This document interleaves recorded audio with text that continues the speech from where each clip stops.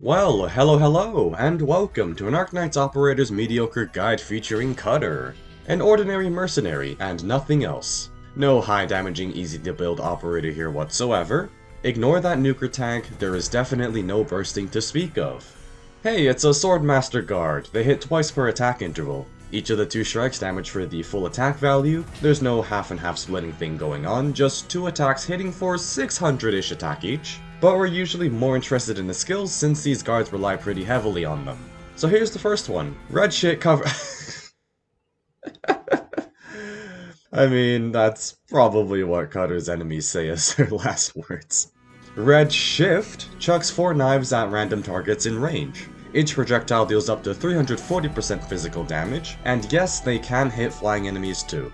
The random targeting nature is actually not that much of an issue in practice. Chuck knives to damage down a cluster of enemies, or even better, have all 4 of them target a single enemy, which in that case will do more damage than skill 2 against that one target. Also, that's a fairly large damage multiplier to begin with, and getting to do something with 4 of them is, well, just be sure to time the skill activations wisely. You've got that Lord Guard sort of range, which is quite flexible on positioning if you want to cover more specific areas, like a second lane or something. It's more of a judgment call on whether you want to burst down a couple specific targets or just go all random bullshit go and hope for the best. Oh, and by the way, you are able to activate skill 1 even when there are no enemies in range. It will just do nothing and let you try again, which can lead to some lovely ASMR skill activating sounds to fall asleep to.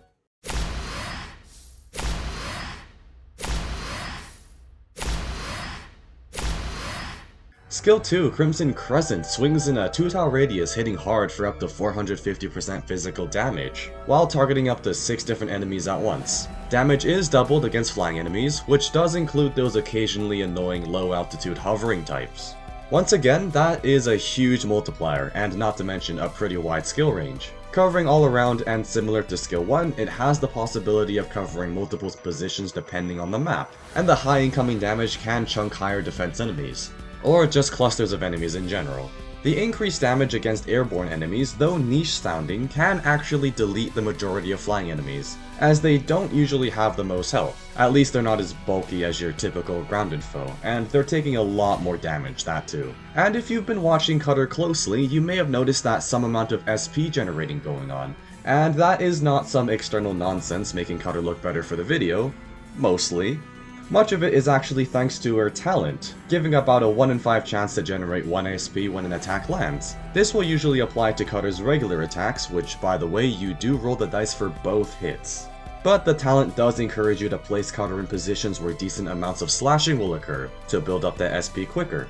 And module wise, you probably want this one maxed out if you use Cutter often enough. Along with the stat boost and the 70 defense ignore, the talent activation chance shoots up by a whole 13%. Since Cutter is a 4-star, she's easier to max potential, so including that talent bonus, you are going from a 23% chance to a 36%. A very welcome boost, as the more SP is generated, the more opportunities for firing off skills there are.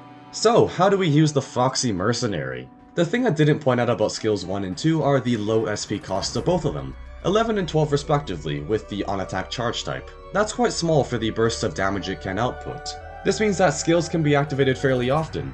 It may not have the gargantuan levels of damage that say 6-star Swordmaster guards have, but the low SP costs means that you will have these bursts of damage more frequently available. Cutter is another operator who benefits greatly from attack buffs. The skills themselves don't have an attack buff, only stuff that scales off of that attack stat, so giving more fuel for the percentage scaling will only increase those big number hits. As for any SP generating silliness, it's a fairly viable idea, especially when much of Cutter's damage is locked behind her skills, so getting more bursts of damage out is always great. But she will work just fine on her own if you wish to use her that way. Just make sure that Cutter is attacking often, cause even if you do utilize decent SP generating setups, normally attacking still generates a significant amount, which you'll likely want to take advantage of.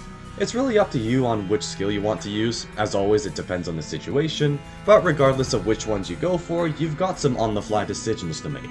Due to the RNG nature of the talents, skills may come faster or slower than expected, which does get you thinking more about when you want to fire it off. Do you trigger them as soon as possible and clean enemies up? Do you hold back a bit and hit the nuke button at a specific time? Are you able to compensate for either scenario with your other operators? For example, have a different unit skill at the ready to cover for Cutter's charging?